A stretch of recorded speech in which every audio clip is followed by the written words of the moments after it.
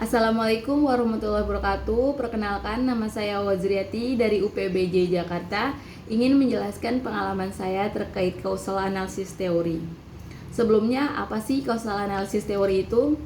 Teori analisis kausal dari Harold Kelly. Dasar dari teori ini adalah common sense atau akal sehat dan berfokus pada atribusi internal dan eksternal.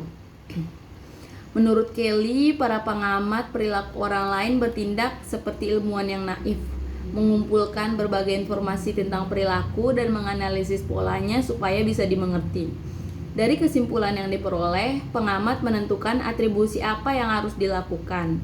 Teori ini berasumsi suatu perilaku orang bisa menimbulkan perilaku lain sebagai sebab akibatnya. Ada beberapa hal yang membuat seseorang mencari penyebab terjadinya sesuatu, antara lain kejadian tidak terduga, kejadian negatif, kejadian ekstrim, sikap ketergantungan, dan mempertahankan skema. Teori ini juga menyebutkan ada 3 hal yang perlu diperhatikan untuk menetapkan apakah suatu perilaku beratribusi internal dan eksternal, yaitu 1. Konsensus. Konsensus artinya jika semua orang mempunyai kesamaan pandangan dalam merespon perilaku seseorang dalam situasi yang sama.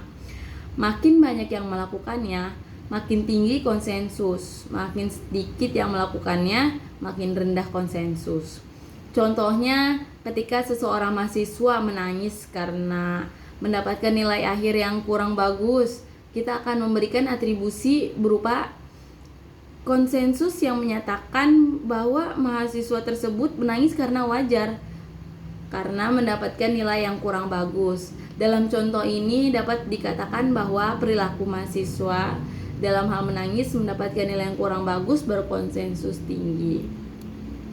Yang kedua, konsistensi. Konsistensi yaitu jika seseorang menilai perilaku orang lain dengan respon yang sama dari waktu ke waktu. Kalau iya, maka konsistensinya tinggi, jika tidak, maka konsistensinya rendah. Sebagai contoh, orang akan menganggap bahwa seorang mahasiswa menangis bersedih karena mendapatkan nilai yang kurang memuaskan, sebab sebelumnya ia pernah mengalaminya. Maka perilaku mahasiswa tersebut memiliki konsistensi yang tinggi. Yang terakhir, distingsi atau kekhasan. Apakah pelaku yang bersangkutan cenderung melakukan perilaku yang sama di masa lalu dan situasi yang berbeda-beda? Kalau iya, maka distingsinya tinggi. Kalau tidak, maka distingsinya rendah.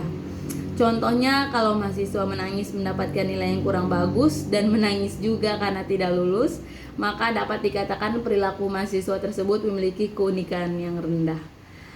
Demikian yang dapat saya jelaskan terkait causal analysis teori. Kurang lebihnya saya mohon maaf. Wassalamualaikum warahmatullahi wabarakatuh.